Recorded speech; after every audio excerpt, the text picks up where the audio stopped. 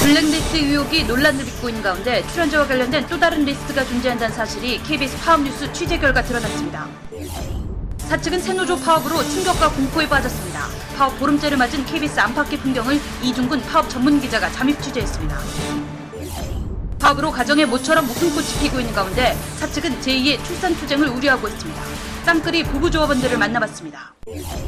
파업 동의가 첫 울음을 터뜨렸습니다. KBS 뉴스에 김인규 사장이 나오는 순간 아기가 하품하는 초음파 사진이 KBS 파업뉴스 카메라에 포착됐습니다. 파업 이후 남성 조합원들이 빈약한 반찬과 용돈 삭감 등 이중고에 시달리고 있습니다. 사측의 회유도 거세지고 있어 사상 초유의 기자회견 열립니다.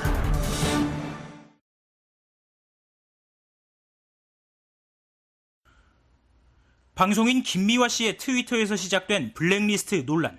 사측은 기자회견까지 자청하며 리스트의 존재를 부인했습니다. 그런데 KBS 파업뉴스팀의 취재 결과 블랙리스트보다 더 중요한 리스트가 발견됐습니다. KBS 군의 쓰레기통에서 발견된 문건입니다. 표지를 포함해 모두 8장으로 되어 있는 이 문건에는 한 장에 한 명씩 익숙한 유명인사의 이름이 실려 있습니다. 문건의 제목은 화이트리스트, 출연 금지 인사 목록인 블랙리스트와는 반대로 출연 장려 인사의 목록으로 추정됩니다. 리스트에 나와 있는 첫 번째 인물, 바로 청와대에 있는 그분입니다.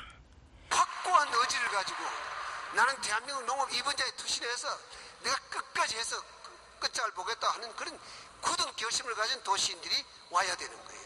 이명박 대통령은 김인규 사장 취임 이후 올해 상반기까지 9시 뉴스에만 336번 출연했습니다.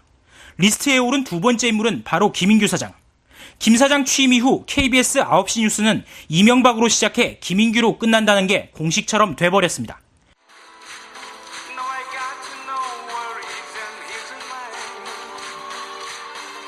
이에 뒤질세라 화이트리스트에 오른 여당의 실세 정치인은 예능과 시사를 넘나듭니다. 전두환 전 대통령의 사위도, 실세 특임장관도 빠지지 않았습니다. 공영방송으로서 내보낼 수 있는 것이 아니라 이건 어떻게 보면 개인 홍보물이죠, 사실은. 사실 이런 문제를 해결하기 위해서라도 노동자합이 바로 서야 되고, 그렇기 때문에 새노조가 출범을 해서 파업까지 오게 됐다고 생각합니다. 사측은 각종 리스트가 유령일 뿐이라고 말합니다. 그런데 그 유령을 만든 건 누구인지 국민들은 되묻고 있습니다. KBS 파업뉴스 조태음입니다.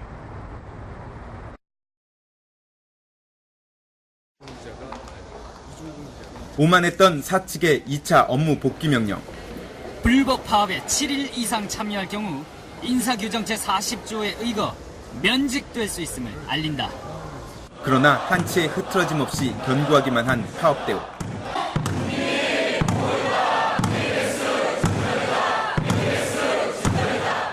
그렇다면 파업 보름째를 맞은 지금 과연 사측의 입장은 어떨까요?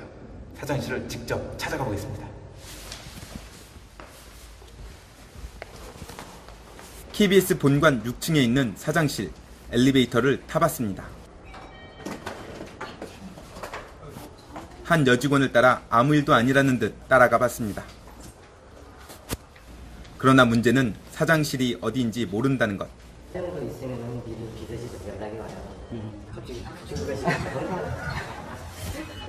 결국 청경을 격려한 뒤 다음에 약속을 잡기로 했습니다. 이번엔 24시간 불이 꺼지지 않는 보도국으로 갔습니다. 빈 책상, 흐트러진 서류, 파업의 흔적들입니다. 선배들은 죽을 맛이라고 토로합니다. 아유, 야, 힘들어 죽겠다, 정말. 빨리빨리 열심히 싸워가지고 빨리 이기고 빨리빨리 와라. 이래도 안 오면 내가 나간다. 무노동 무임금이 적용되는 이번 파업. 파업의 열기는 투쟁자금 대출로도 이어지고 있습니다. 이미 각오했던 거고요. 다만 이제 어디에서 끌어다 쓸 것인가 그런 현실적인 문제를 고민할 뿐이지 파업에 참여한 걸 절대 후회하지 않습니다. 은행은 모처럼 호기를 맞았다는 분위기입니다. 얼마든지 대출은 가능하신 거죠? 그럼요. 물론이죠. 당연합니다. KBS의 얼굴인 본관 앞 계단. 파업 출정식이 열렸던 곳이지만 이제 야자수 밭으로 변했습니다. 공사 창립 30년 만에 처음입니다. 야자수 잎은 푸르름을 더하고 있지만 우리의 광장을 빼앗긴 조합원들의 마음은 이처럼 참담하기만 합니다. 그 사이 집회의 메카로 떠오른 신관 앞 계단. 이른바 개념광장은 조합원들의 땀과 투쟁 의지로 얼룩졌습니다. 현재까지 새노조 조합원은 모두 950여 명. 새노조에 가입하려는 사람들과 지지자들까지 줄을 잇고 있어 총파업의 열기는 갈수록 뜨거워지고 있습니다. KBS 파업 뉴스 이중훈입니다.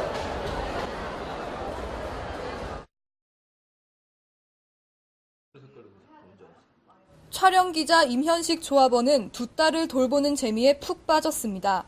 5살 수환이는 이제서야 아빠 얼굴을 능숙하게 그릴 수 있게 됐습니다. 아빠가 하늘을 날아가는 것 같으네. 하늘을 훨훨 날아가는 것 같으네. 출산 휴가 중인 아내 김세정 조합원은 집회 시간이 다가오자 두 딸은 자신에게 맡기라며 남편을 내쫓습니다. 빨리 아빠 힘내세요. 잘하고 오세요. 지하철역을 돌며 선전전을 하느라 삭신이 쑤셨던 37살 황현택 조합원은 노구를 이끌고 7살 아들 원선이와 축구를 합니다. 원선이가 지친 기색을 보이자 이 틈을 노린 듯 아들을 방으로 떠밉니다.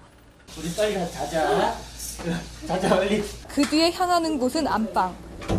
자기야 나야.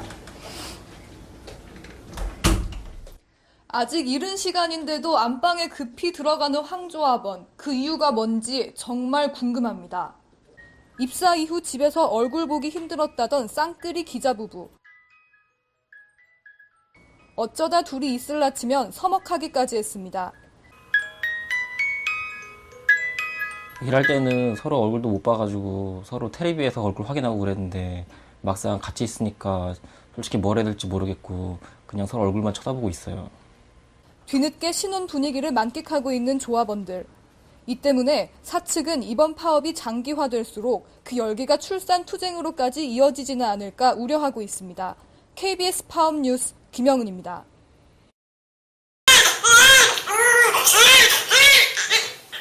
파업 14일째인 그제 충북지부 천춘한 조합원의 첫 딸이자 파업둥이 다오리가 힘찬 울음과 함께 세상에 나왔습니다. 파업둥이가 태어나기까지 과정은 순탄치 않았습니다. 지난해 11월 김인규 특보사장 취임과 동시에 파업둥이는 다른 태아와 달리 뱃속에서 꼿꼿이 서는 직립투쟁을 시작했고 결국 자연분만이 아닌 제왕절개를 선택해야만 했습니다.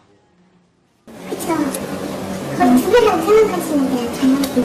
이건 기간이 2배니까. 이 같은 태아의 뱃속 투쟁은 태교에서부터 시작됐습니다. 우리 아기에게 좋은 것만 보여주고 싶었어요. 그래서 전 MBC 뉴스를 봤어요.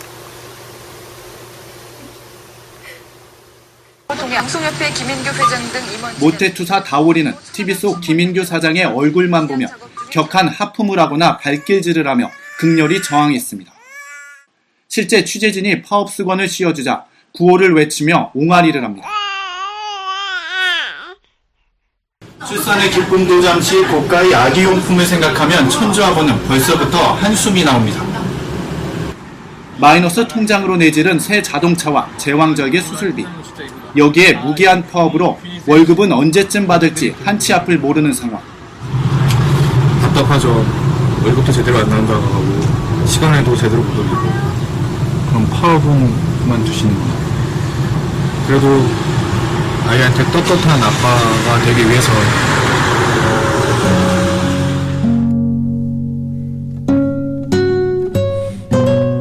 파업둥이를 품에 안은 천 조합원에게 새 노조 조합원들의 도움의 손길이 절실합니다. KBS 파업 뉴스 이만용입니다.